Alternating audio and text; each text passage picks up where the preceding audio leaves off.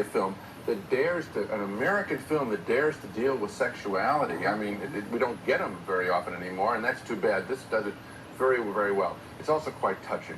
There's a line late, Calder Willingham line late in the picture, where they're talking about a character, and someone says, some people die, and some people don't. And I thought how beautiful a line that was, that you can live a life in a fashion so that you will never die. And then there are other people, sadly too many people, whose lives have no meaning, and they are truly dead. And when that line scores, it's like a printout for how much this picture means to you. It's beautiful. It's a very special film because it deals with material that we've seen before on the stage, in television, the movies, and deals with it in an original way, because this woman does have a very kind of out-of-control sexuality, which everyone in the family understands and deals with in their own way, because they also care for her and care about her. And there's even room within that understanding for the teenage kid to really be excited by this girl who's moved in and who want to get some quick lessons in the birds and the bees. And so there's that humor going on, along with a very deep and darker current as well. The other thing is that, listen, the audience that goes to see movies is more interested in sexual issues than the movies ever let them be involved in. That's right. This picture lets you participate fully. It's very, very well done. Coming up next, Blood and Concrete, the story of a small-time crook and a suicidal rock singer. Billy Zane and Jennifer Beals from Flashdance co-star. I'm in a little bit of trouble, and it would be a lot easier if we can just blow. Okay, next movie. Our next movie is a very strange, dark fable named All the Little Animals. And despite the title, this is not a children's film, although older children might enjoy its bold strokes of good and evil, and such stock characters as a wicked stepfather and a hermit who lives in a cottage in the woods. The movie stars Christian Bale as Bobby, a rich but somewhat brain-damaged 23-year-old whose beloved mother dies after, according to him, his stepfather shouted her to death. The stepfather wants to get his hands on the family fortune, but Bobby runs away.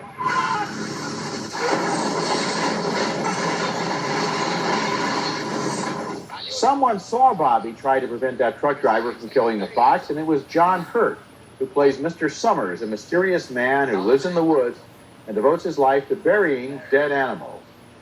I buried rabbits, rats, mice, birds, frogs, hedgehogs, even snails.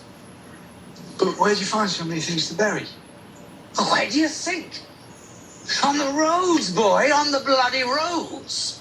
The car is a killing machine, pure and simple. Mr. Summers enlists Bobby in his campaign of guerrilla warfare against those who take the lives of other living things, including this moth collector.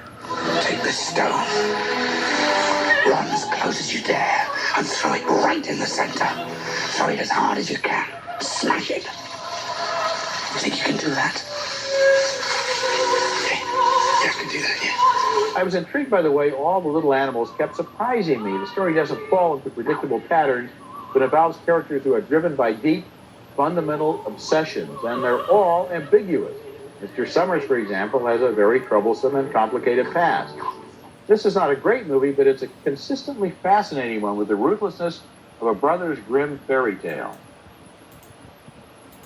I would have made a couple cuts at the top as well, but I thought it was still a remarkable movie. Yes, Sam Mendes is his first time directing a feature film. He directed Cabaret on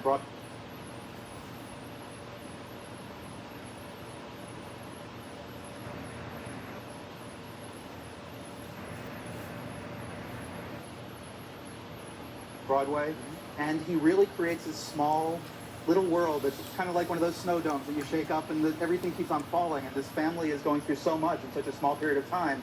But everybody is wonderful in this movie. The actors, Chris Cooper is incredible in this picture, and as the father next door who beats up his son, and Allison Janney, and they're just all these great actors he's chosen. He did a wonderful job of creating something special. It's very precious, this movie. You're going to see Oscar nominations coming out of this film for sure. I'm sure you are. You know, some people are probably going to compare it to Happiness, which is also about ordinary people and the secrets in their lives, but this movie is not like that. Happiness is kind of a real dark comedy, and this is more of a sad, lonely film about pitiful people who desperately want to connect in some way to somebody else and they can't. And the Spacey character is so poignant in what he goes through in this film. It's a good movie. I think they'll compare it to The Ice Storm also, but this movie really has much more of a heart than The Ice Storm ever did, which I think makes it a better movie ultimately. Okay.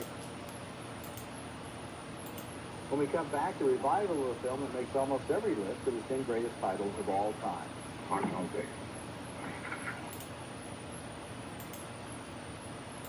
Okay, our next movie, a popcorn movie. That's not good enough. It has to be good enough that you don't need the popcorn. Okay, our next movie is an extraordinary documentary named Dark Day.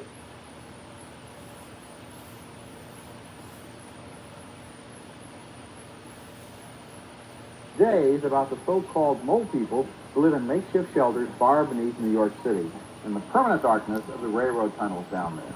They don't consider themselves homeless. They prefer this kind of independent living to the dangers of the streets and official city shelters. Director Mark Singer took his camera down into these bleak and rat-infested areas and over a long period gained the trust of these dwellers in the dark, including Henry, who prides himself on his cooking. If you're homeless, this is the best spot. You got a door with a lock on it. You got a Frigidaire where you come in and suggest what you want to eat because you got somebody cooking, you can go buy it. Time I think he was done, I took the top off and let him brown. There ain't gonna be much brown with the top on it. Two men named Lee and Julio value their cats as pets and also because they scare away the rats. He don't eat them, he just plays with them and do a little damage so they don't come into my territory, you know. He's just kind of like a trooper, yeah, a little protector, yeah.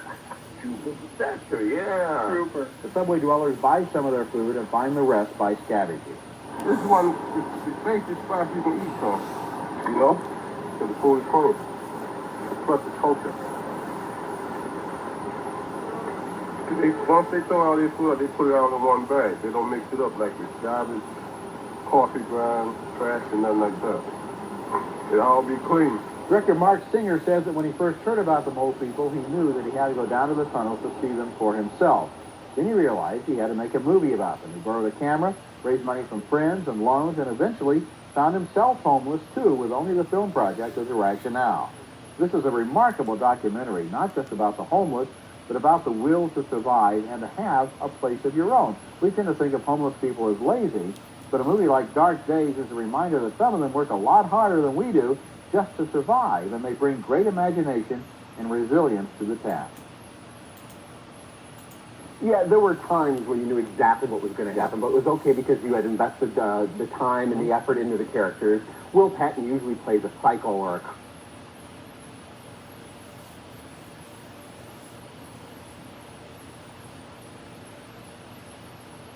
creep or the bad guy. And it was nice to see him play the single father. There were a lot of nice scenes with him and his daughter. You know, I played football on an integrated team a little bit later than this and not in the South, but some of the scenes in this movie really rang true for me because it's true. On the practice field, you bond with the black guys. When you go to school, it's not the same thing. It's a different world. And they did a nice job of showing some of the scenes in the classrooms where the teammates are together, but the rest of the school doesn't understand how they can be together. And there's a scene with a guy and his girlfriend who doesn't understand it. All that comes together. And yeah, it ends up with the big game. But we deserve the big game in a movie like this. We want to root for these guys. Yeah, we don't want, and we don't want the movie to end with "We Shall Overcome." We want it to end with a touchdown, if possible. And it's a little bit sweet because of certain things that happen to certain characters. One nice thing is they don't make Denzel Washington into this kind of unbelievably heroic and noble person, and the white coach Will Patton into some kind of a racist.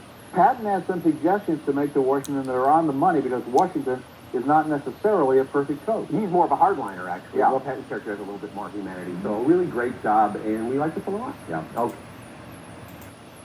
Okay, coming up next, we've got Spike Lee's latest take on race in America, Bamboozled, when we come back.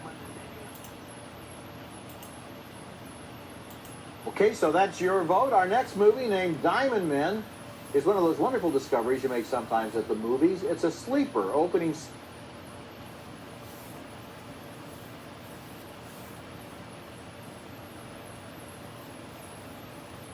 slowly around the country, but you ought to look for it because it's the best movie on this show, and that's for sure. It stars that gifted and underrated actor Robert Forster as a salesman named Eddie who sells diamonds to Pennsylvania jewelry stores. He's being forced out of his job after 30 years and assigned to train his replacement Bobby, played by Donnie Wahlberg, Mark's brother. I'm supporting this line with tons of advertising material. Let me show you. I don't like it. I'm going to make you like it. Bobby, I got to come. Mr. Ludwig is not nice.